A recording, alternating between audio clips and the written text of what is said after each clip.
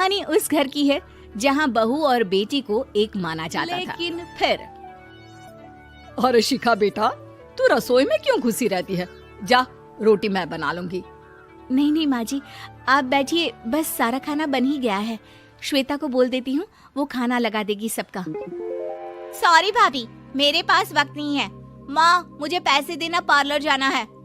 हाँ हाँ चली जाना, भाभी को भी ले जाना। वो भी जाने को बोल रही थी पार्लर, पर पहले ना मदद कर दे उसके खाना लगाने में। देख माँ, वो बहू है, उसे बहू रहने देना, इतना सर पर मत चढ़ा भाभी को। श्वेता, ज्यादा मत बोला कर। बहू और बेटी में कोई फर्क नहीं होता है। जा जाकर काम कर। ननद को माँ का भाभी से इस तरह प्यार करना बिल्कुल अच्छा नहीं लगता। वो बार बार किसी न किसी तरह माँ को भाभी के खिलाफ भड़काती रहती, लेकिन कोई फायदा ना होता। एक रोज, अरे बेटे किशन, जा बहू को कहीं घुमा कर ला, सारा दिन घर में काम करती रहती है। हाँ हाँ माँ, हम लोग जा रहे हैं ना गोवा। अच्छा जी, भाभी ने तो हमें बताया भी नहीं। वैसे तो सारी पंचायत करती है, ये गोवा वाली बात क्यों छुपा गई हमसे? अरे क्योंकि उसे खुद नहीं पता था बहन। मुझे टिकट सस्ती मिल रही थी तो मैंने बुक कर दिया। हाँ शिखा, पैकिंग कर ले, संडे हम जा रहे हैं गोवा। दोपहर में शिखा पैकिंग कर रही थी कि सास आ जाती है। ये क्या बहू, साड़ियाँ? अरे गोवा जा रही है घूमने या फिर शादी में मायके हैं? माँ जी, ऐसा कुछ है ही नहीं, समझ में नहीं आ रहा क्या रखूं कपड़े में। अरे तेरी और श्वेता की साइज तो एक ही है, उसके कुछ मॉडर्न कपड़े ले ले, आकर लौटा देना। हाँ माँ जी, ये ठीक रहेगा। शिखा श्वेता के पास जाती है और उससे कपड़े मांगती है।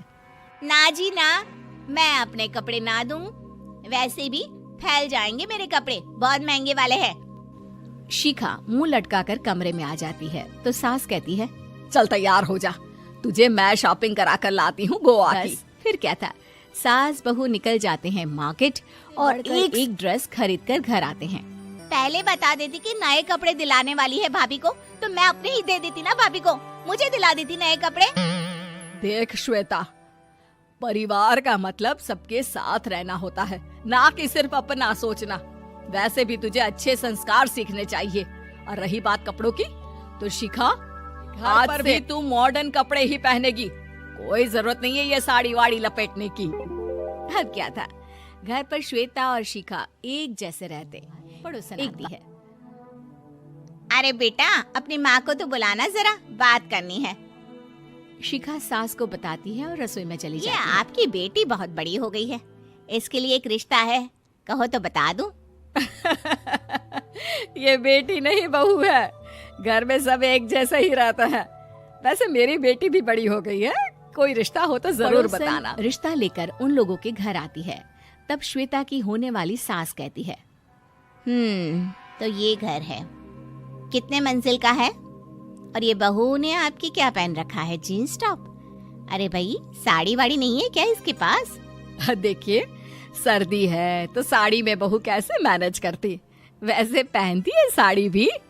देखिए, हम लोग ठहरे पैसे वाले लोग, कोई कमी नहीं है हम लोगों के पास पैसों की, बहुत पैसे हैं, जमीन, नौकर चाकर, कार, सब कुछ है, लेकिन घर में संस्कारी बहू चाहिए। समझ रही हैं ना आप?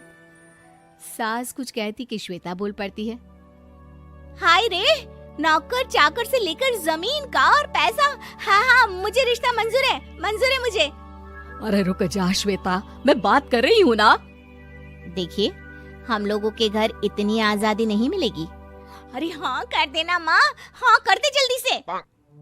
सास क्या करती, बेटी की शादी ऐसे घर में कर देती है जहाँ ना उनके विचार मिलते हैं और ना ही आचार। फोन पर, श्वेता बेटा, एक बार घर आ जा, बहुत दिल करता है तुझे देखने का। माँ, वो घर पर बहुत काम होता है, कैसे आऊँ? बड़ा घर है, लेकिन आने जाने वालों की लाइन ही लगी रहती है। बेटा, मैं तो जानती थी उस घर का हाल, लेकिन तू ही नहीं मान रही थी। माँ देख, हर घर का यही हाल है। तेरी बेटी को यहाँ घूंघट हटाने की परमिशन नहीं है और एक तरफ भाभी स्कर्ट पहनकर घूम रही है। बेटा मुझे क्या पता था कि मेरी बेटी को ससुराल के नाम पर पिंजरा मिल जाएगा। अच्छा माँ, फोन रखती हूँ, सास को गर्मा गर्म रोटी खिलानी है। तुम लोगों की तरह नहीं कि एक रोटी बनाओ, एक सब्जी बनाओ, फिर सारा दिन फ्री होकर घूमो। सास फोन तो रख देती है, लेकिन सोच में पड़ जाती है कि एक तरफ बेटी जिसे कोई आजादी नहीं, वहीं दूसरी तरफ बहू जिसे देखकर लगता ही नहीं कि उसकी शादी भी हुई है। शिखा, अरे ओ शिखा। हाँ माँ, क्या हुआ? कुछ चाहिए आपको? मैं जिम जा रही थी। जिम के कपड़ों में बहू को देखकर सास को घूंघट में अपनी बेटी का ख्याल आता है। देख बहू, घर में बहू की तरह रहा कर। इतने टाइट कपड़े पहनकर जिम जाना पसंद नहीं मुझे। जा जाकर रोटी बना। रोटी?